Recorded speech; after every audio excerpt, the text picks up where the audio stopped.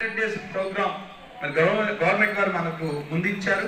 అది రేపటి నుంచి 6వ తారీఖు 12/2025 నుంచి ఆరంభించబడుతుంది. కాబట్టి ఇప్పుడు వరకు పిల్లల్ని ఒకరోజు అసలే వెళ్ళిపోతే ఏమైందిలే వాళ్ళు బతిలాడుతూ అంటారు, మమ్మీ ఇవాళ ఒక్కరోజు వెళ్ళాను, డాడీ వెళ్ళాను కాదు. ఈ 100 రోజులు మేము వస్తున్నాం, మీరు పంపించండి.